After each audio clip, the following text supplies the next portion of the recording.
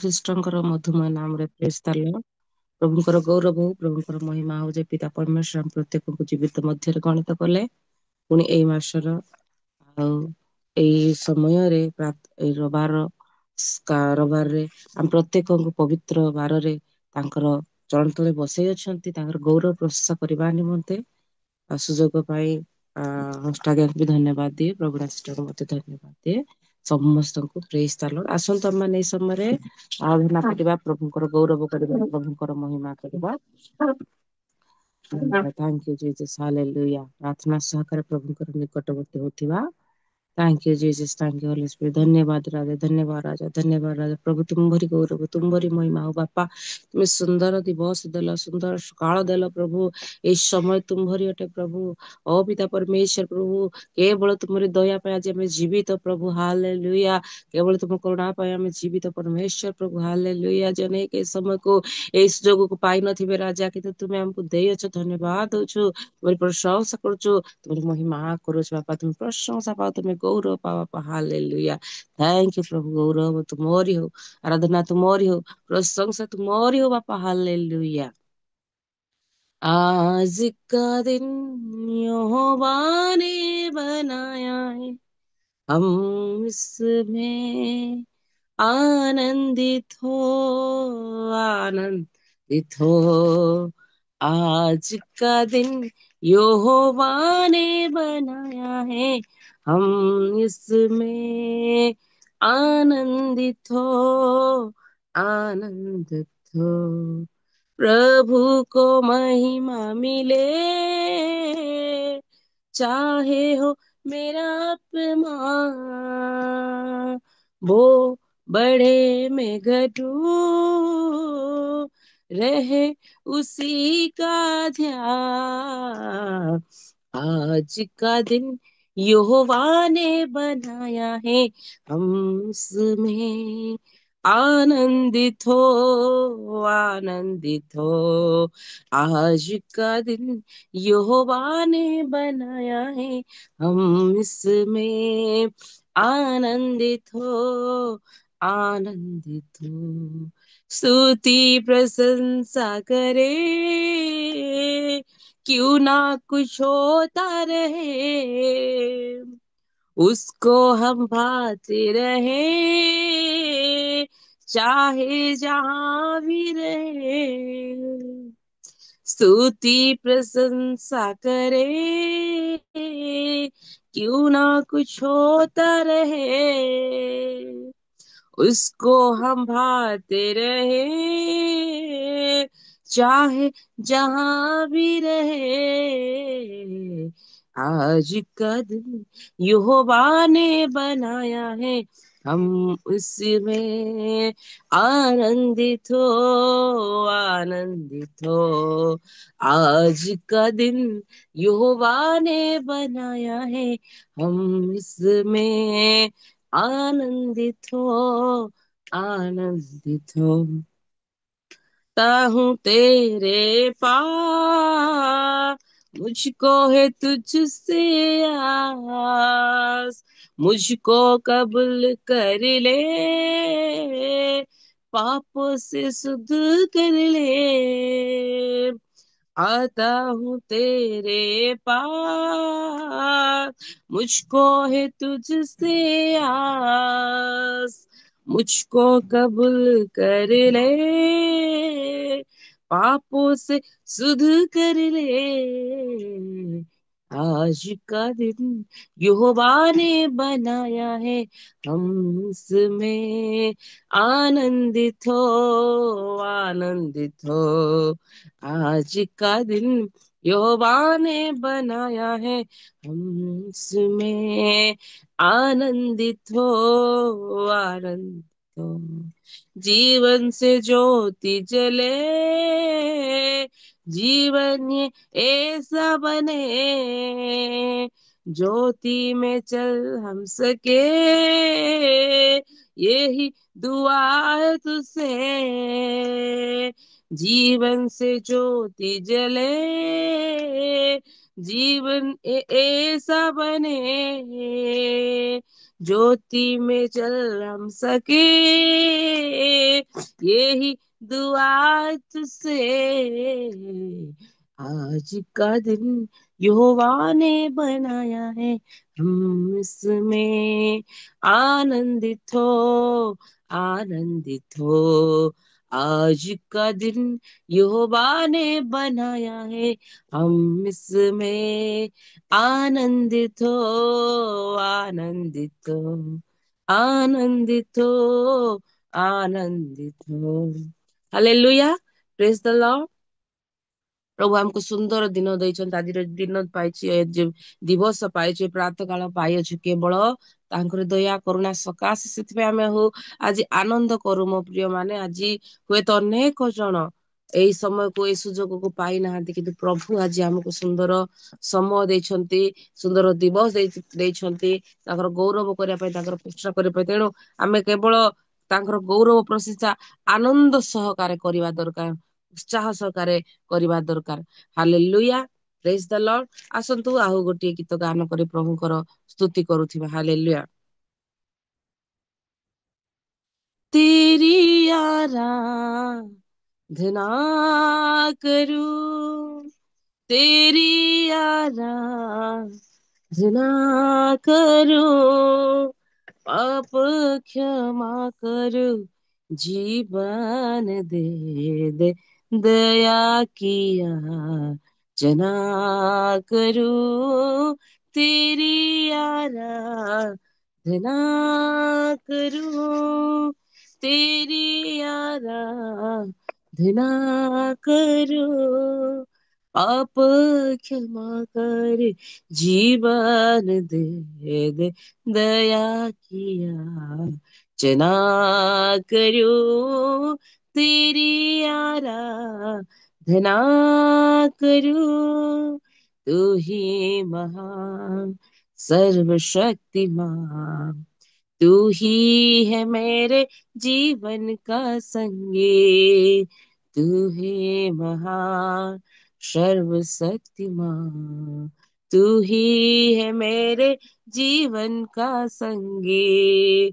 हृदय के तार छेड़े झंका, हृदय के तार छेड़े झंका, तेरी आराधना हे मधुगी, जीवन से तेरी तू महिमा पाए, जीवन से मेरे तू महिमा पाए, एक ही कामना करूं, पाप क्षमा करी, जीवन दे दे, दया किया जना करूं, तेरी आराधना करूं, तेरी आराधना करूं, पाप क्षमा करे, जीवन दे दे, दया किया जना करूं। सृष्टि के हर एक कण कण में छाया है तेरी ही महिमा का राज, सृष्टि के हर एक कण कण में छाया है तेरी ही महिमा का राज, पंछी भी करते हैं तेरी प्रशंसा, पंछी भी करते हैं तेरी प्रशंसा, हर पल सुनाता है आनंद का राग, मेरी भी भक्ति तुझे ग्रहण हो, हृदय से प्रार्थना करूं, पाप क्षमा कर, जीवन दे दे, दया किया जना करूं, तेरी आराधना करूं, तेरी आराधना करूं, पाप क्षमा करे, जीवन दे दया किया जना करूं तेरी आराधना करूं। थैंक यू जीसस प्रभु, तेरी आराधना करू, स्तुति करू पवित्र पिता। हालेलुया। आप प्रभु आपण पिता गौरव प्रशंसा पापी तो योग्य परमेश्वर प्रभु। हालेलुया। स्तुति वंदना पापी तुम्हें योग्य परमेश्वर प्रभु। तुम्हारी नाम को उच्च स्थापित करू बापा। ओ पिता सारा जगत रे तुम्हारी नाम व्यापी जाओ प्रभु। सारा जगत लोक तुमको डाकंतु प्रभु। सारा जगत लोक तुम्हारी प्रशंसा करंतु प्रभु। कारण तुम्हें कहियो बापा अंतिम समय रे समस्त जिभा मुख स्वीकार करिवो, प्रत्येक जानू आंठु पातिओ प्रभु बोली स्वीकार करिवो प्रभु। ए अंतिम समय आमे जे अछु प्रभु, ए समय सर्व जगत तुमको जानतु प्रभु बोली स्वीकार करंतु प्रभु बोली खोजंतु प्रभु। हालेलुया। प्रभु मनुष्य किए जे प्रभु ए समस्त विषय करि पारे प्रभु, तुम्हें ही अट जे कि समस्त विषय साधन करि पार बापा। हालेलुया। सर्व जगत को परिवर्तन करि पार। हालेलुया। तुम्हारी आपणा परिचय तुम्हें देई पार परमेश्वर प्रभु। हालेलुया। तुम्हें ही अट प्रभु सेई परमेश्वर प्रभु। हालेलुया। तुम्हारी स्तुति वंदना हो बापा। हालेलुया। थैंक यू जीसस प्रभु। मनुष्य के परमेश्वर प्रभु, ओ पिता तुम्हें समस्त हृदय को जोड़िबार परमेश्वर प्रभु। हालेलुया। तुम्हें समस्त को सृष्टि करिबार परमेश्वर। Hallelujah. Thank you Jesus. Hallelujah. पवित्र पिता तुम्हारी प्रशंसा, तुम्हारी गौरव। हालेलुया। राजा मेरे दिल का यीशु राजा, मेरे मन में समा जा। डूबा हूँ पापों की लहरों में, आके किनारा दिखा जा। राजा मेरे दिल का यीशु राजा, मेरे मन में समा जा। डूबा हूँ पापों की लहरों में, आके किनारा दिखा जा। चाहत है यही तुझ में ही रहूं, चाहत है यही तुझ में ही रहूं, मिलता रहे साथ तेरा। राजा मेरे दिल का यीशु राजा, मेरे मन में समा जा। डूबा हूँ पापों की लहरों में, आके किनारा दिखा जा। चलते चलते जीवन की लंबे सफर में कोई नहीं है साथ मेरा, तुझ बिन मैं चल ना सकूं, बेसहारों का तू है सहारा। चलते चलते जीवन की लंबे सफर में कोई नहीं है साथ मेरा, तुझ बिन मैं चल ना सकूं, बेसहारों का तू है सहारा। चाहत है यही तुझ में ही रहूं, चाहत है यही तुझ में ही रहूं, मिलता रहे साथ तेरा। राजा मेरे दिल का यीशु राजा, मेरे मन में समा जा। डूबा हूँ पापों की लहरों में, आके किनारा दिखा जा। हे दुआए रूह में मेरा रहे प्यार तेरा, हर सांझ और सवेरे रहूं तुझ में। जब तक रहे सांसों में सांस है ये मेरा, हे दुआ ये रूह में मेरा रहे प्यार तेरा, हर सांझ और सवेरे रहूं तुझ में, जब तक रहे सांसों में सांस है ये मेरा, चाहत है यही तुझ में ही रहूं, चाहत है यही तुझ में ही रहूं, मिलता रहे साथ तेरा, राजा मेरे दिल का यीशु राजा, आ मेरे मन में समा जा, डूबा हूँ पापों की लहरों में, आगे किनारा दिखा जा, चाहत है यही तुझ में ही रहूं, चाहत है यही तुझ में ही रहूं, मिलता रहे साथ तेरा,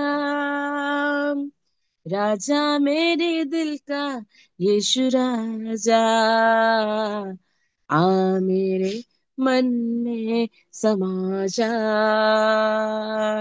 डूबा हूँ पापों की लहरों में, आके किनारा दिखा जा, आके किनारा दिखा जा, आके किनारा दिखा जा, हा हा हा हा, लेलुया, हा हा हा हा, लेलुया, हा हा हा हा, लेलुया, हा हा हा में, हा हा हा हा, लेलुया, हा हा हा हा, लेलुया, हा हा हा हा, लेलुया, हा हा हा में, सारे सृष्टि के मालिक तुम ही हो, सारे सृष्टि के रक्षक तुम ही हो, करते हैं तुझको सादर प्रणाम, गाते हैं तेरे ही गुणगान, आहा हा हालेलुया, हा हा हा हालेलुया, आहा हा हालेलुया,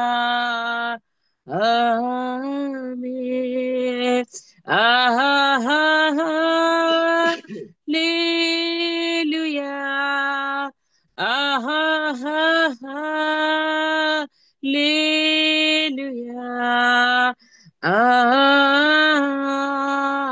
हालेलुया, आमेन। ସମସ୍ତ ପ୍ରଶଂସା, ସମସ୍ତ ଗୌରବ, ସମସ୍ତ ଧନ୍ୟବାଦ, ସମସ୍ତ ପ୍ରକାର ଅପିତା ପ୍ରଶଂସା ପାଇ ମାତ୍ର ଯୋଗ୍ୟ ଜୀବିତ ପରମେଶ୍ୱର, ଆଜିର ଆରାଧନା ତୁମ୍ଭେ ଶୁଣିଅଛ, ଆରାଧନାକୁ ଗ୍ରହଣ କରିଛ, ଧନ୍ୟବାଦ ଦେଇ ଏ ସମୟକୁ ଆମ ପ୍ରତ୍ୟେକଙ୍କୁ ମୋ ନିଜକୁ ତୁମରି ହସ୍ତରେ ଦେଇ ନାଜରିତ ପ୍ରଭୁ ଯୀଶୁ ଖ୍ରୀଷ୍ଟଙ୍କର ମଧୁମୟ ନାମରେ ମାଗିଲୁ, ଆମେନ୍ ଆମେନ୍ ଆମେନ୍। ଥ୍ୟାଙ୍କ ୟୁ ସିଷ୍ଟର, ପ୍ରେଜ୍ ଦ ଲର୍ଡ। धन्यवाद सिस्टर, सुंदर भावरे प्रभुଙ୍କ चरण तले आराधना करिसंती, प्रभु आपनको सुंदर स्वर देइचंती, सुंदर गीत मध्य गाइले, धन्यवाद। प्रभु आपनको आशीर्वाद करंतु एई भली भावरे दिन प्रतिदिन जेतेबेले जेउठी समय मिले तार सद्व्यवहार करंतु, धन्यवाद। एतेले मु होस्ट आज्ञा को अनुरोध करबी जदि किछि अनाउंसमेंट थाए ताहले प्रकाश करिवे। प्रेज द लॉर्ड आज्ञा। ବାକ୍ୟ ସରିଲା ପରେ ଆନାଉନ୍ସମେଣ୍ଟଟା କରିବା, ସମୟ ହେଇଗଲା 5ଟା ଅଧେ। ओके ओके धन्यवाद आज्ञा। वर्तमान आम मध्य अछंती विनोद कुमार सिंह आज्ञा। धन्यवाद आज्ञा। नमस्कार। Praise the Lord. Praise the Lord आज्ञा। वर्तमान आपणकर समय आपण वाक्य रे कढाई नियंतु। आ ता पूर्वरु मु प्रत्येकंकु अनुरोध करे जुम रे उपस्थित थिबा प्रत्येकंकु आ टिके वीडियो ऑन करके बसिले भलो हेबो। वाक्य आनिथिबा आज्ञा को मध्यम भलो लागिबो, प्रत्येकंकु मध्यम भलो लागिबो। प्रेज द लॉर्ड आज्ञा। वर्तमान आपणकर समय आपण कढाई नियंतु। धन्यवाद। सर्वप्रथमे मु आओ प्रभु को हृदय सहित धन्यवाद देवी। आओ वास्तव रे आमर अविश्वास रे से केमिति विश्वास योग्य रहंती, पुणी आमनकर प्रत्येक अधर्म को से केमिति क्षमा करंती, से मु से परमेश्वर यीशु ख्रीष्ट को धन्यवाद दिए। ता सहित आम रियल मिनिस्टर होस्ट आज्ञा कर आज्ञा को आओ जे मते आज समय देले कि तांको प्रभुंकर वाक्य को परिवेषण करया पाई मु तांको मध्य हृदय सहित आ ज्ञापन करे। पुणी जो भौणी आराधना करुथिले मधुस्मिता नायक प्रभु सामानकर परिवार को पुणी से कार्य क्षेत्र को सेवा को पुणी बहु बहुल आशीर्वाद करंतु। पुणी परिचालन करुवा भौणी प्रभासिनी प्रधान को मध्य तांका परिवार को प्रभु बहुल भाव आशीर्वाद करंतु।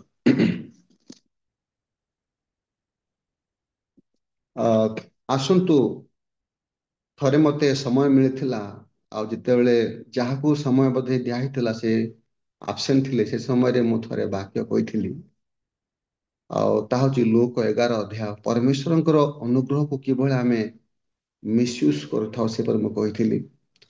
तापर सेकंड टाइम मते समय मिलिथिला आमान पर जो पिला माने जो पीढ़ी आ जेबे से माने प्रभु किभଳି अनेइबे चाहिबे आ सेही विषय रे मु किछि कहिथिली। आजिर आलोचना निमंते मते साहाय्य करिवे पाठ करिया पाई गीत संहिता तार 103 3 4 5 ए तीनटी पद विषय मु चर्चा करा चाहूची। मु आपन निमंते पढ़ा चाहूची। से तुम्भर अधर्म सब क्षमा करंती, से तुम्भर रोग सब सुस्थ करंती, से विनाशरु तुम्भ जीवन को जीवन मुक्त करंती, से स्नेहपूर्ण करुणा ओ दयारूप मुकुटरे तुम्भ को भूषित करंती, से उत्तम वस्तुरे तुम्भर मुख तृप्त करंती, तहु उक्रस पक्षी न्याय तुम्भर नूतन यौवन हुए। प्रभु ही पठित वाक्य द्वारा आम समस्त को आशीर्वाद करंतु। वाक्य प्राय 3 प्रकार लोके कहती, अनेक प्रकार अच्छी जाको आम कहू कि टेक्सटुअल मेसेज, तापरे जाको आम कहू कि टॉपिकल मेसेज। अनेक प्रभुंकर दास माने टॉपिक उपरे कही थांती, किंतु आ गोटे अच्छी ता कहते कि एक्सपोजिटरी मेसेज। ये जो एक्सपोजिटरी जो मेसेज किछि 2-3 पद को नहीं से खोली के से कही थांती। मु चेष्टा करी किछि से एक्सपोजिटरी मेसेज को से 3 4 5 ऊपर मु रहिबी। ये जो लेखा अच्छी कि गीत संख्या 103 जहाँकि दाऊदंकर जो भजन आउ से कहती हे मोहर मन आउ सदा प्रभुंकर तुम्हें धन्यवाद कर, पुणे तांकर जो मंगल जो दान सब के पासर नहीं। ये जो गीत संहिता 103 आउ आम देखुचु कि 22 पद पर्यंत अच्छी आउ यह 2टी सेक्शन अच्छी। गोटे सेक्शन हूँ 3 ରୁ 5 आ जहाँ आम कहू कि पर्सनल बा व्यक्तिगत हिसाब से व्यक्तिगत को एड्रेस करा हुए। पुणी 6 ରୁ 22 जहाँ आम कहू कि सामुदायिक बा केंद्रित अटे बा कम्युनाल सेंटर बोलिया को परिप्रकाश करती। ये जो 3 ରୁ 5 जो विषय हम देखुचु आप ध्यान देवे कि यह ତାଙ୍କରି ଲୋକମାନଙ୍କ ପାଇଁ 5ଟି ଆଶୀର୍ବାଦ କିଭଳି ପରମେଶ୍ୱର ଦିଅନ୍ତି, ଆଉ ସେହି ବିଷୟରେ ଗୀତ ରଚକ ତାହା ଲେଖନ୍ତି। ପ୍ରଥମ ହେଉଛି ଆଜିର ବାକ୍ୟର ଯୋଉ ଟାଇଟେଲ ମୁଁ ଦେବାକୁ ଚାହେଁ, ଫରଗିଭନେସ୍। ତା ଅର୍ଥ କ୍ଷମା। କ୍ଷମାର ଅର୍ଥ ପାପ କ୍ଷମା କହନ୍ତି। ଆଉ ପ୍ରଥମ ପଏଣ୍ଟ ହେଉଛି ଫରଗିଭନେସ୍ ଫ୍ରମ୍ ଟ୍ରାନ୍ସଗ୍ରେସନ୍ ବା ପାପ କ୍ଷମା। ଏ ଯୋଉ ପାପ ଯୋଉ କ୍ଷମାକୁ ଏବ୍ରି ଭାଷା ବା ଇବ୍ରାନୀ ଭାଷା ତାକୁ କହନ୍ତି ଆଭନ। ଆଭନ କହିଲେ ଆଉ ପାପର କ୍ଷମାକୁ ବୁଝାଯାଏ। ପୁଣି ପେଶା ବୋଲି କହନ୍ତି। ପେଶା କହିଲେ ଯାକୁ ଆମେ କହୁ କି ମନ ବିଦ୍ରୋହ, ମନର ବିରୁଦ୍ଧରେ ବିଦ୍ରୋହ କରିବା ବା ବିବେକର ବିରୁଦ୍ଧରେ ବିଦ୍ରୋହ କରିବା, ତାହା ହେଉଛି ପାପ। ପୁଣି ଯେତେବେଳେ ଆମେ ପାପ କରୁ, ଆଉ ଏଇ ପାପ ଆଉ କେବଳ ମନୁଷ୍ୟର ଚରିତ୍ର ଉପରେ ହିଁ ନୁହଁ, କିନ୍ତୁ ପରମେଶ୍ୱରଙ୍କ ସହିତ ଯୋଉ ସହଭାଗିତା ଅଛି, ସଙ୍ଗତି ଅଛି, ଆଉ ତାହାକୁ କଣ କରେ, ସେ କ୍ଷତି କରିଥାଏ।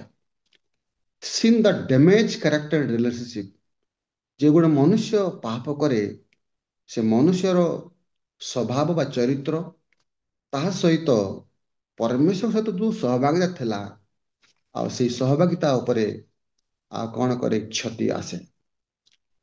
ଦ୍ୱିତୀୟ ବିଷୟ, ହିଲିଂ ଫ୍ରମ୍ ଇଲନେସ୍, ସୁସ୍ଥତା ପାଇବା। କେବଳ ଆମେ ଜାଣୁ କି ଏଇ ଯୋଉ ହିଲିଂ ଯୋଉ ଲେଖା ଅଛି କି ସେ ତୁମ୍ଭର ଅଧର୍ମ ସବୁ କ୍ଷମା କରନ୍ତି, ଆଉ ସେ ତୁମ୍ଭର ରୋଗ ସବୁ ସୁସ୍ଥ କରନ୍ତି। ଏ ଯୋଉ ସୁସ୍ଥତା, ଏହା କେବଳ ଫିଜିକାଲ ଶାରୀରିକ ଆରୋଗ୍ୟ ନୁହଁ, କିନ୍ତୁ ଆକୁ ଗୋଟେ ଶବ୍ଦ ପ୍ରୟୋଗ କରାଯାଇଛି, ଜିହୋବା ରାଫା।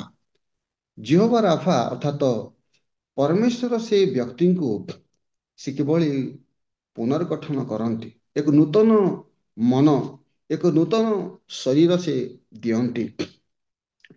ଆଉ ଯେବେ ସେ ପାପ କରେ, ପାପ ଦ୍ୱାରା ତାଙ୍କର ହୃଦୟ, ମନ ବା ତାଙ୍କର ଅନ୍ତଃକରଣ ଯେବେ ଭଗ୍ନ ହୋଇଅଛି, ତାଙ୍କର ଆଉ ଯେଉଁଭଳି ପ୍ରଭୁଙ୍କ ସହିତ ତାଙ୍କର ଯୋଉ ସଂଲଗ୍ନ ଥିଲା, ଆଉ ତାହା କଣ ହେଇଛି, ଚୁକୁନାଚୁର ହେଇଛି। ପୁଣି ତାଙ୍କୁ ପୁନର୍ବାର ସେ କଣ କରନ୍ତି, ସୁସ୍ଥତା କରନ୍ତି।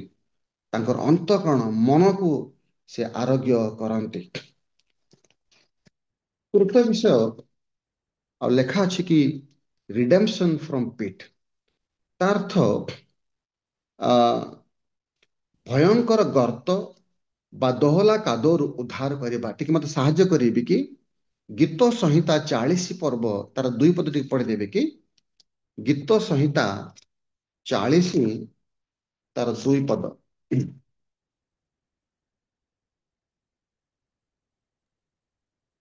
ମଧ୍ୟ ସେ ମୋତେ ଭୟଙ୍କର ଗର୍ତ୍ତରୁ ଓ ଦହଲା କାଦୁଅରୁ ଉଠାଇ ଆଣିଲେ ଓ ଶୈଳ ଉପରେ ମୋହର ଚରଣ ରଖିଲେ ଓ ମୋହର ପାଦଗତି ଦୃଢ କଲେ। ଆମେନ୍। ଏଇଠି ବହୁତ ସୁନ୍ଦର ବିଷୟ ଆଉ ଲେଖା ଅଛି। ଲେଖା ଅଛି, ମଧ୍ୟ ସେ ମୋତେ ଭୟଙ୍କର ଗର୍ତ୍ତରୁ ଓ ଦୋହଲା କାଦୁଅରୁ ଉଠାଇ ଆଣିଲେ। ଏ ଯୋଉ ଦୋହଲା କାଦୁଅ, ଆଉ ବାସ୍ତବରେ ଏଭଳି ଗୋଟେ ଭୟଙ୍କର ଗର୍ତ୍ତ ବା ଦୋହଲା କାଦୁଅ ଅଛି, ଆଉ କେହି ଯେ ସେ ଭିତରେ ଯୋଉ ପଡ଼ିଛି, ନିଜର ଚେଷ୍ଟା ବା ନିଜର ବଳ ଦ୍ୱାରା ସେ କେବେ ବାହାରକୁ ଆସିପାରିବ ନାହିଁ। ଯେଉଁ ପର୍ଯ୍ୟନ୍ତ ପରମେଶ୍ୱର ତାଙ୍କୁ ସାହାଯ୍ୟ କରିନାହାନ୍ତି, ଆଉ ସେ କେବେ ବି କଣ ଲୌଟିକି ବା ବାପସି ସେ କେବେ ଆସିପାରିବ ନାହିଁ। ଆକୁ କହନ୍ତି ଗୋଟିଏ ଅଧୋଲୋକ ବା ଗୋଟେ କବ୍ର ବୋଲି କୁହାଯାଏ।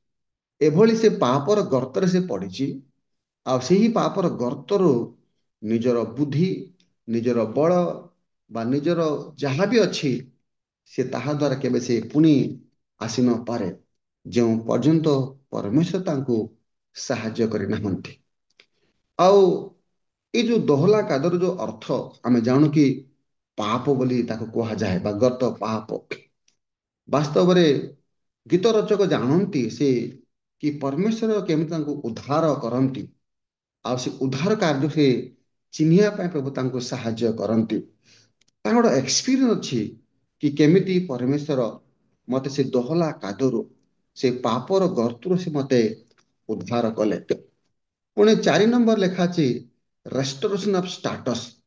ପ୍ରଭୁ ତାଙ୍କୁ ପୁନଃ ସ୍ଥାପନା କରନ୍ତି ଆଉ ତାଙ୍କୁ କଣ କରନ୍ତି ଆଉ ଗୋଟିଏ ମୁକୁଟ ଦ୍ୱାରା ଆଉ ସେ କଣ କରନ୍ତି ବାନ୍ଧନ୍ତି। ବାସ୍ତବରେ ଆଉ ଯେଉଁ ଜାଗାରେ ସେ ଥାଏ ପୁଣି ତାକୁ ପୁନର୍ବାର କଣ କରନ୍ତି ତାକୁ ପୁନଃ ସ୍ଥାପନା କରନ୍ତି। ଆଉ 5 ନମ୍ବର ହଉଛି କି ସାର୍ଥକ ଜୀବନ। ଏ ଯୋଉ ସାର୍ଥକ ଜୀବନର ଅର୍ଥ କି ବାସ୍ତବରେ ଯେଉଁ ଜୀବନ ଆମେ ଦେଖୁଛୁ 2025 ଇଭେନ ଆମ ଘରରୁ ବି ଅନେକ ଲୋକ ଆଉ ପ୍ରଭୁଙ୍କ ଲୋକ ଚାଲିଗଲେ। ଆଉ ଅନେକ ପ୍ରିୟ ଲୋକମାନେ ପ୍ରଭୁଙ୍କର ଲୋକମାନେ ଯିଏକି ପରିବାରର ପ୍ରିୟ ଥିଲେ ଆଜି ସେମାନେ ନାହାନ୍ତି। ତେଣୁ ଯେତେବେଳେ ଆମେ ସଂସାରରେ ରହୁ ଆଉ ସଂସାର ଥିବା ସମୟରେ ଆମେ ପ୍ରଭୁଙ୍କ ନିମନ୍ତେ ବଞ୍ଚିବା, ଅନ୍ୟ ନିମନ୍ତେ ବଞ୍ଚିବା, ଅନ୍ୟମାନଙ୍କୁ ସମୟ ଦେବା।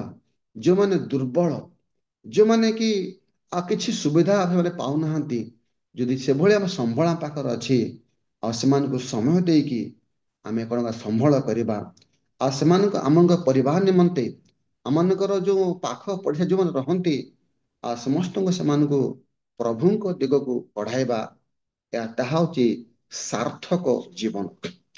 ଏଇ ଯୋଉ 5ଟି ଯୋଉ ବିଷୟ ଯୋଉ ମୁଁ କହିଲି ଏ 5ଟି ଆଶୀର୍ବାଦ ମଧ୍ୟରୁ ଆଉ ପାପ କ୍ଷମା ହଉଛି ସବୁଠୁ ସର୍ବଶ୍ରେଷ୍ଠ।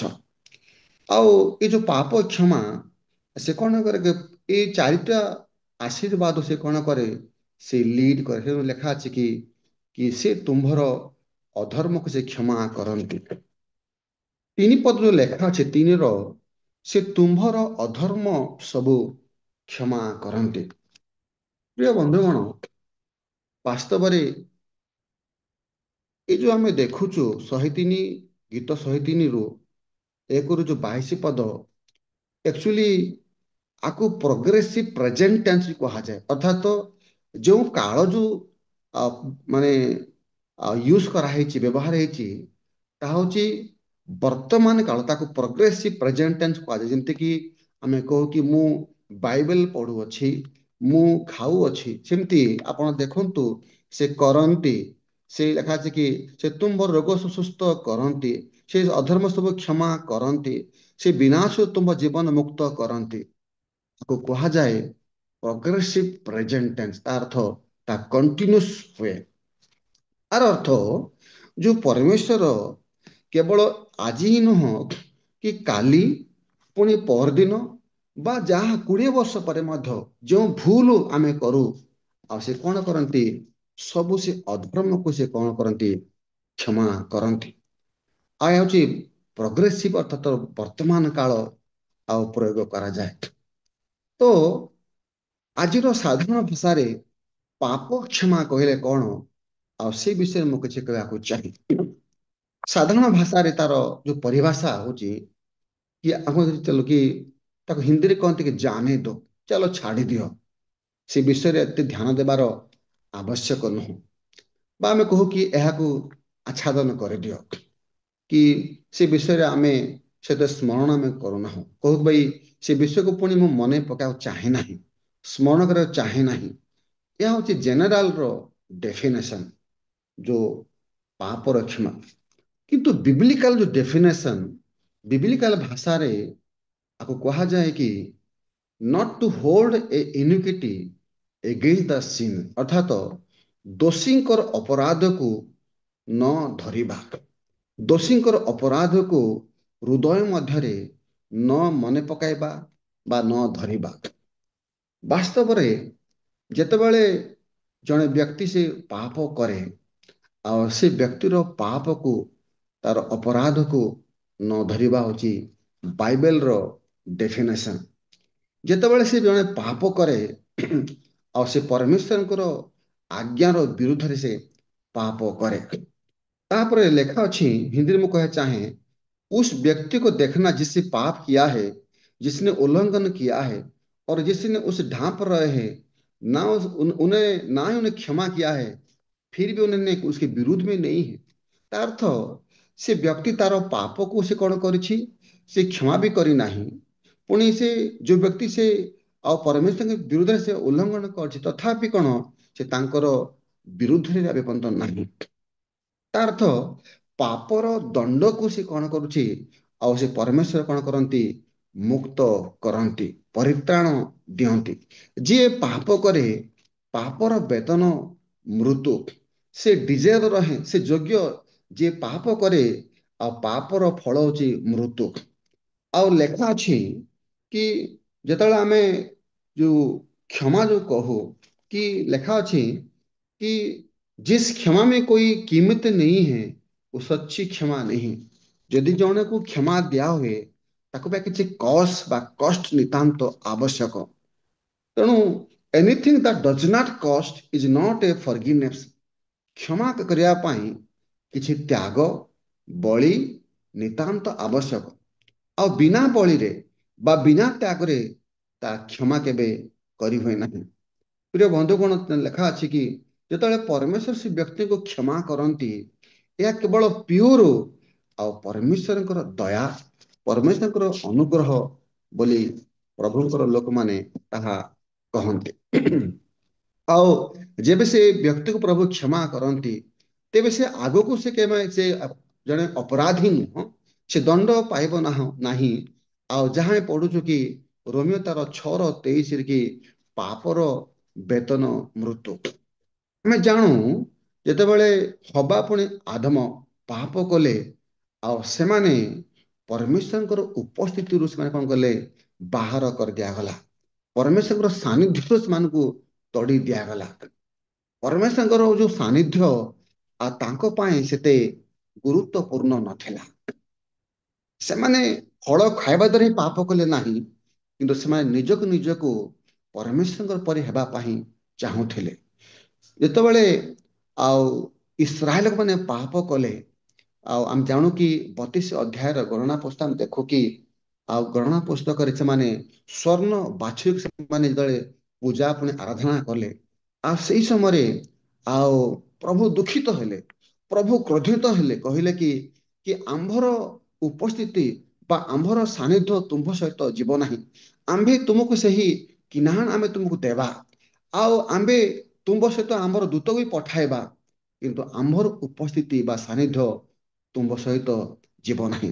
ପ୍ରିୟ ବନ୍ଧୁଗଣ, ମୂଷା କହିଲେ ପ୍ରଭୁ ସେ ଯୋଉ କିନାଣ, ଯେଉଁ କି ସୁନା ଟଙ୍କା ରୂପାର ରାଜ୍ୟ, ଯେହେତୁ କିନାନ ଯେଉଁ ଉତ୍ତମ ଭୂମିର ରାଜ୍ୟ ପ୍ରଭୁ, ଆଉ ସେ ଜମିନ ସେ ଭୂମି ଆମକୁ ଆବଶ୍ୟକ ନୁହଁ, କିନ୍ତୁ ତମେ ଆମକୁ ଆବଶ୍ୟକ। ତୁମର ପ୍ରେସେନ୍ସ, ତୁମର ସାନ୍ନିଧ୍ୟ ପ୍ରଭୁ ଆମ ନିମନ୍ତେ ଗୁରୁତ୍ୱପୂର୍ଣ୍ଣ। ସେ ଯୋଉ ମଙ୍ଗଳ ଦାନ ତୁମେ ଦେବାକୁ ଚାହୁଁଛ ପ୍ରଭୁ, ଯେଉଁ ଆଶୀର୍ବାଦ ଦେବାକୁ ଚାହୁଁଛ ତାହା ନୁହଁ ପ୍ରଭୁ, କେବଳ ତୁମ୍ଭର ହିଁ ଆଉ ସାନ୍ନିଧ୍ୟ ବା ପ୍ରେସେନ୍ସ ଆମ ପାଇଁ ଗୁରୁତ୍ୱପୂର୍ଣ୍ଣ। ବାସ୍ତବରେ ସେଦିନ ଆଉ ଆଦମ ପୁଣି ହବା ପରମେଶ୍ୱର ସାନ୍ନିଧ୍ୟକୁ ସେମାନେ ବୁଝି ପାରିଲେ ନାହିଁ। ଆମେ ଜାଣୁ କି ଆଉ ପରମେଶ୍ୱର ଆଉ ସେମାନଙ୍କୁ ସେହି ତାଙ୍କର ସାନ୍ନିଧ୍ୟରୁ ବାହାର କରିଦେଲେ। ଏହା ହଉଛି ବହୁତ ଯାହାକୁ ଆମେ କହୁ କି ଆତ୍ମିକ ମୃତ୍ୟୁ। ଏହା ହଉଛି ଆତ୍ମିକର ଦୂରିତା କହନ୍ତି। ଏହାକୁ କହନ୍ତି କି ଆତ୍ମୀୟର ଶୁଷ୍କତା କହନ୍ତି। ଆଉ ତାହାପରେ ମନୁଷ୍ୟ ଜୀବନରେ ଦୁଃଖ, ସମସ୍ୟା, ମୃତ୍ୟୁ ଆସିଥାଏ। ତେଣୁ ଦାଉଦ ଭଜନ ସଂଗୀତ ତାର 51:11 କହନ୍ତି, ଯେବେ ଦାଉଦ ସେ ପାପ କରନ୍ତି, କଲା ପରେ ତାଙ୍କ ମନ ମଧ୍ୟରେ ଗୋଟେ ରିପେଣ୍ଟେଣ୍ଟ ଆସେ, ଗୋଟେ ତାଙ୍କ ମନ ମଧ୍ୟରେ ଗୋଟେ ଆଉ ସେ କ୍ରନ୍ଦନ କରନ୍ତି, କହନ୍ତି ହେ ପ୍ରଭୁ କି ତୁମର ସେ ପବିତ୍ର ଆତ୍ମାକୁ ଆଉ ଆମ୍ଭଠାରୁ ପ୍ରଭୁ ନିଅ ନାହିଁ। ଗୀତ ସଂହିତା ତାର 51:11 ମୁଁ ପଢିବାକୁ ଚାହୁଁଛି। ତୁମ୍ଭ ଛାମୁରୁ ମତେ ଦୂର କର ନାହଁ ଓ ତୁମ ପବିତ୍ର ଆତ୍ମା ମୋ ଠାରୁ ନିଅ ନାହିଁ। ଦାଉଦ ଜାଣନ୍ତି ପରମେଶ୍ୱରଙ୍କର ଯୋଉ ପବିତ୍ର ଆତ୍ମା ଯିଏ ମତେ ଦିଅନ୍ତି, ଯୋଉ ପବିତ୍ର ଆତ୍ମାଙ୍କ ଦ୍ୱାରା ମୁଁ ସେ ଗଲିଆଦକୁ ବଧ କଲି। ଯେତେବେଳେ ମୁଁ ପିଲା ସମୟ ଥିଲି, ପରମେଶ୍ୱର ମତେ କିଭଳି ସେ ଆଉ ମୋର ପ୍ରତ୍ୟେକ ଦୁଃଖରେ ସୁଖରେ ସେ ମତେ ସାହାଯ୍ୟ କଲେ। ଆଉ ସେ ଜାଣନ୍ତି ତାଙ୍କ ଔକାତ କଣ, ସେ କେଉଁ ପର୍ଯ୍ୟନ୍ତ ସେ ପହଞ୍ଚିଲେ। ତେଣୁ ସେ କହନ୍ତି ପ୍ରଭୁ ମୁଁ ଅବଶ୍ୟ ପାପ କଲି, ତୁମ୍ଭର ବିରୁଦ୍ଧାଚରଣ କଲି, ତେଣୁ ତୁମ୍ଭର ପବିତ୍ର ଆତ୍ମା ମୋ ଠାରୁ ନ ନିଅ। ବାସ୍ତବରେ ଯେତେବେଳେ ଜଣେ ବ୍ୟକ୍ତି ପାପ କରେ ସେ ନିତାନ୍ତ ଦଣ୍ଡ ପାଇବାର ଆବଶ୍ୟକ। କିନ୍ତୁ ଏଠି ଦେଖୁ ଆମେ କି ପରମେଶ୍ୱର ଆଉ କିଭଳି ସେ ବ୍ୟକ୍ତିକୁ କ୍ଷମା କରନ୍ତି। ପ୍ରଶ୍ନ ଆସେ କି କାହିଁକି କାହିଁକି ପରମେଶ୍ୱର କ୍ଷମା କରିବେ? ବହୁତ ବଡ଼ ବିଷୟ। ମୁଁ କିଛିଟି କହିବାକୁ ଚାହେଁ, ଧ୍ୟାନରେ ଶୁଣନ୍ତୁ। କାହିଁକି ପରମେଶ୍ୱର ଗୋଟେ ପାପୀ ବ୍ୟକ୍ତିକୁ ସେ କ୍ଷମା କରିବେ? ଆଉ ଯଦି ସେ କ୍ଷମା କରିବେ, ଲେଖା ଅଛି ପରମେଶ୍ୱର ତାଙ୍କର ବଚନର ବିରୁଦ୍ଧରେ ସେ କଣ କରିବେ? କାର୍ଯ୍ୟ କରିବେ। ଯେଉଁ ସେ ବ୍ୟବସ୍ଥା ଦିଅନ୍ତି ଆଉ ସେ ବ୍ୟବସ୍ଥାର ବିରୁଦ୍ଧରେ ସେ ଯିବେ। ବାସ୍ତବରେ ଆମେ ଜାଣୁ କି ପାପ ଯେତେବେଳେ ଆମେ କରୁ ଆଉ ତାହା ହଉଛି ପରମେଶ୍ୱରଙ୍କର ସୁସାନ୍ନିଧ୍ୟ ସହିତ ବା ତାଙ୍କର ଯୋଉ ସହଭାଗୀ ସହିତ ଆମେ କଣ କରୁ? କ୍ଷତି କରୁ। ଆଉ ପାପ କଣ କରେ?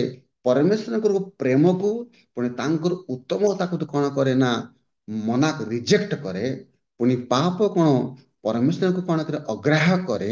ଆଉ ପାପ କଣ ଆଉ ପରମେଶ୍ୱରଙ୍କ ଯୋଉ ଯୋଉ ଆଜ୍ଞା ଅଛି ଆଉ ସେ ଆଜ୍ଞାକୁ ଉଲ୍ଲଂଘନ କରେ।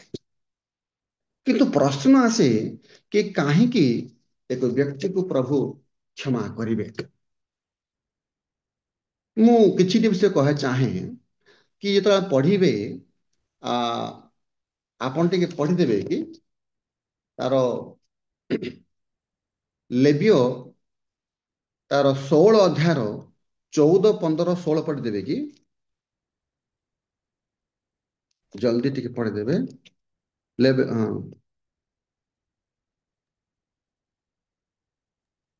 ତହୁଁ ସେ ସେହି ଗୋବତ୍ସର କିଛି ରକ୍ତ ନେଇ ପାପାଚ୍ଛାଦନର ପୂର୍ବ ଆଡ଼େ ଅଙ୍ଗୁଳି ଦ୍ୱାରା ସିଞ୍ଚିବ। ପୁଣି ପାପାଚ୍ଛାଦନ ସମ୍ମୁଖରେ ଅଙ୍ଗୁଳି ଦ୍ୱାରା 7 ଥର ସେହି ରକ୍ତ ସିଞ୍ଚିବ।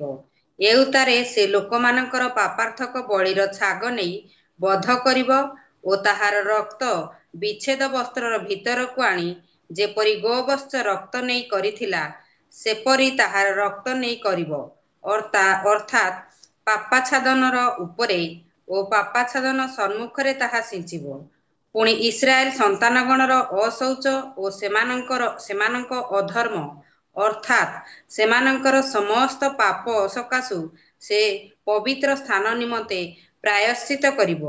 ପୁଣି ସେ ସେମାନଙ୍କ ଔଷଧ ମଧ୍ୟରେ ସେମାନଙ୍କ ସହିତ ବାସ କରଇ ଯେଉଁ ସମାଗମ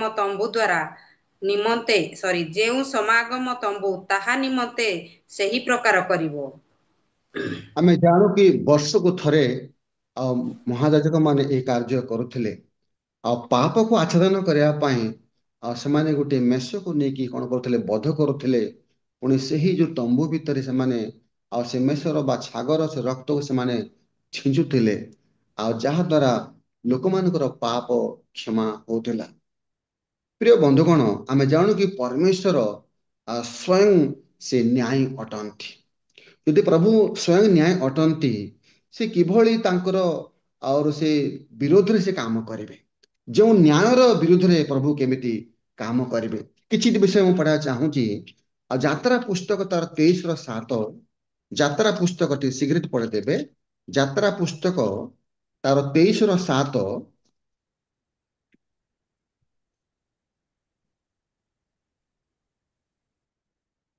ଏଠି ଲେଖା ଅଛି। ମୁଁ ଖ ପଢିବାକୁ ଚାହୁଁଛି। ଖ ପଢିବି। ଯେହେତୁ ଆମ୍ଭେ ଦୁଷ୍ଟକୁ ନିର୍ଦ୍ଦୋଷ କରିବା ନାହିଁ। ମନେ ରଖନ୍ତୁ, ପରମେଶ୍ୱରଙ୍କର ଗୋଟିଏ ନ୍ୟାୟ ଅଛି ବା ଗୋଟେ ତାଙ୍କର ଆଜ୍ଞା ଅଛି।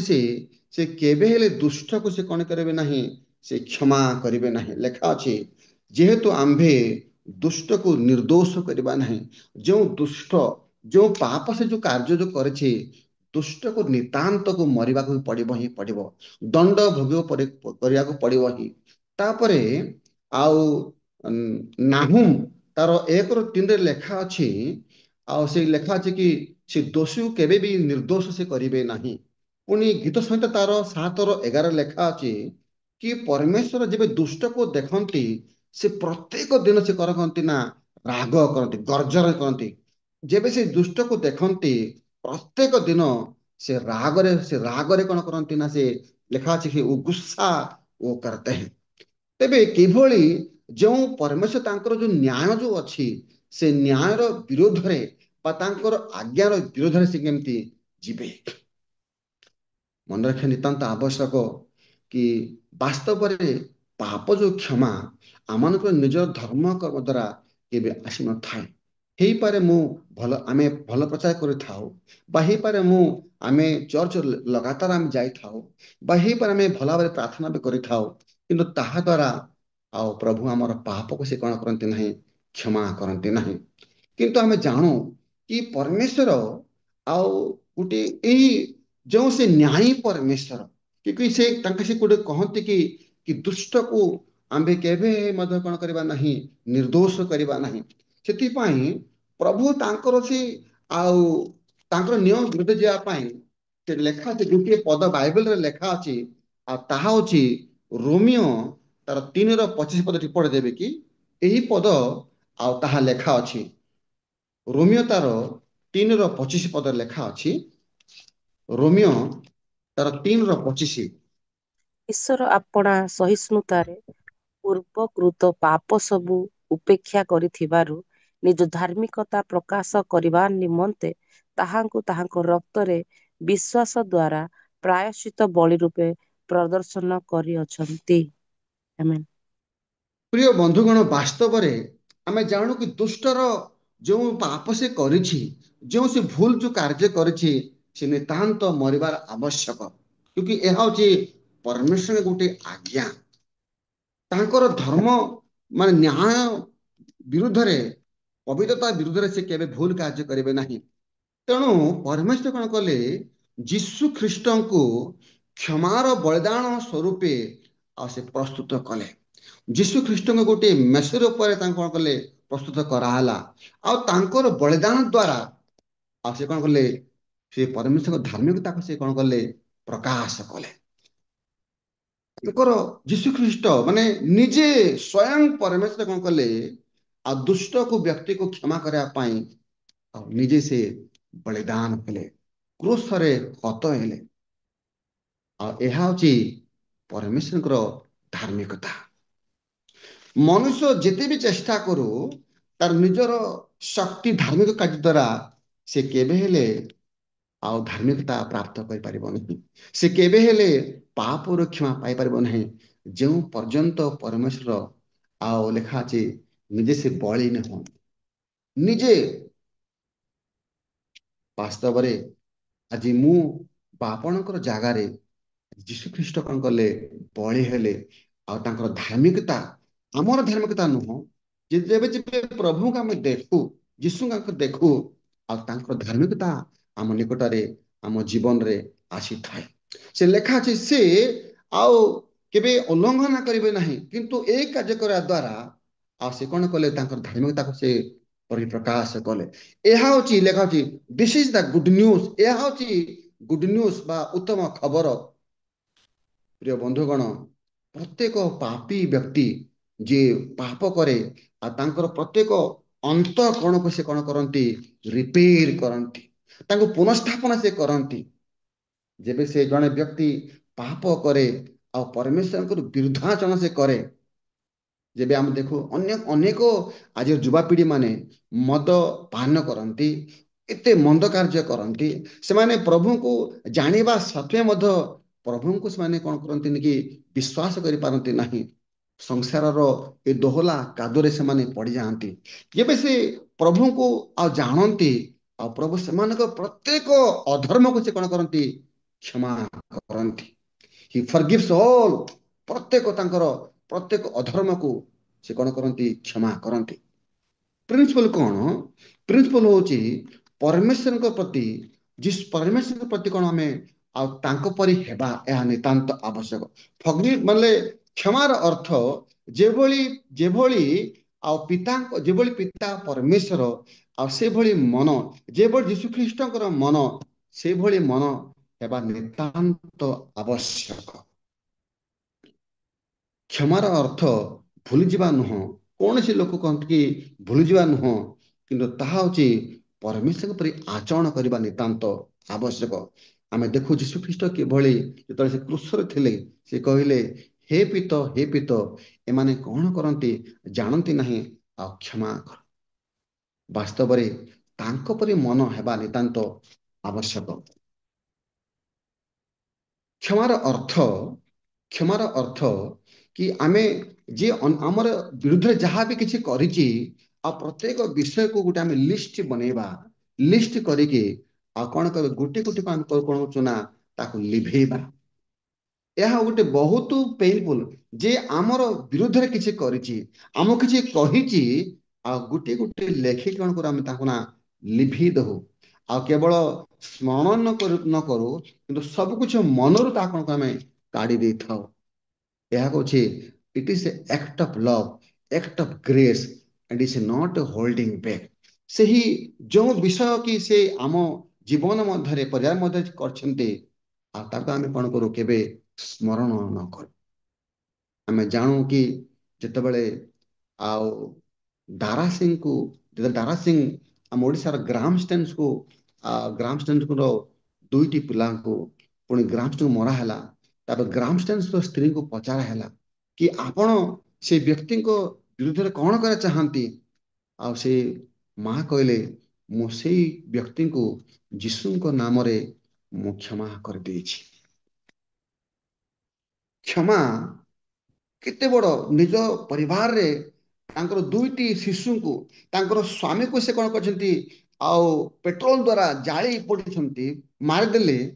ସେ ଯୋଉ ପେନ୍ ଯୋଉ ଅଛି ତାଙ୍କ ଜୀବନରେ, ତଥାପି ସେ କହନ୍ତି କି ମୁଁ ଯୋଉ ପେନରେ ମୁଁ ଯାଏ, ମୁଁ ଯୋଉ ଯନ୍ତ୍ରଣା ଯାଏ, ତଥାପି ଯୀଶୁଙ୍କର ଯୋଉ ପ୍ରେମ ଦ୍ଵାରା ମୁଁ ସେ ବ୍ୟକ୍ତିକୁ କରିଛି କ୍ଷମା କରିଅଛି।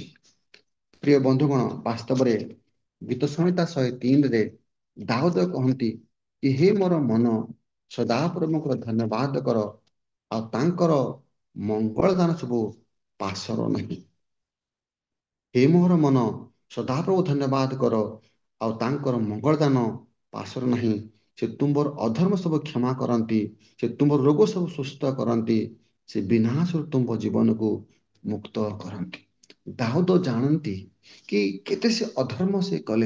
ଦାଉଦ ଜାଣନ୍ତି କି ମୁଁ ଯୋଉ ଅଧର୍ମ ଯୋଉ କରିଛି ଏହା ଦୋହଲା କାଦର ଅଧିକ, କିନ୍ତୁ ଯୋଉ ପର୍ଯ୍ୟନ୍ତ ପ୍ରଭୁ ମତେ ନିଜେ ସେ ଉଦ୍ଧାରିବେ ନାହିଁ, ପରିତ୍ରାଣ ଦେବେ ନାହିଁ, ମତେ ସାହାଯ୍ୟ କରିବେ ନାହିଁ, ମୋର ଧର୍ମାଚରଣ ନୁହଁ କିନ୍ତୁ ପରମେଶ୍ୱରଙ୍କର ଦୟା ଅନୁଗ୍ରହ ଦ୍ୱାରା ହିଁ ମୁଁ କ୍ଷମା ପାଇପାରିବି।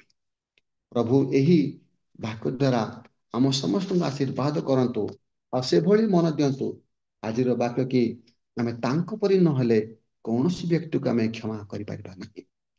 ଆମର ମନ ଯୀଶୁଙ୍କ ପରି ନିତାନ୍ତ ହେବାର ଆବଶ୍ୟକ। ଯେବେ ଆମେ ପ୍ରଭୁଙ୍କୁ ଅନୁକରଣ ନ କରୁ, ତେବେ କେବେ ହେଲେ ମଧ୍ୟ ଆମେ ପ୍ରଭୁଠାରୁ କ୍ଷମା ବି ପାଇପାରିବା ନାହିଁ। ପ୍ରଭୁ ଏହି ବାକ୍ୟ ଦ୍ୱାରା ଆମ ସମସ୍ତଙ୍କୁ ଆଶୀର୍ବାଦ କରନ୍ତୁ। ଧନ୍ୟବାଦ। ଧନ୍ୟବାଦ ଆଜ୍ଞା, ସୁନ୍ଦର ଭାବରେ ବାକ୍ୟ ଦେଲେ ପ୍ରଭୁଙ୍କର ଅନୁଗ୍ରହ ଦୟା ସର୍ବଶେଷରେ ପାପ କ୍ଷମା ବିଷୟରେ କହିଲେ। ଧନ୍ୟବାଦ। ଏଇଭଳି ଭାବରେ ପ୍ରଭୁ ଆପଣଙ୍କ ବ୍ୟବହୃତ କରୁଛନ୍ତି ଆଉ କରିବେ ମଧ୍ୟ। ଧନ୍ୟବାଦ ସୁନ୍ଦର ବାକ୍ୟ ପାଇଁ ଆଜ୍ଞା। ପ୍ରେଜ୍ ଦ ଲର୍ଡ। ଆଜ୍ଞା, ଆନାଉନ୍ସମେଣ୍ଟ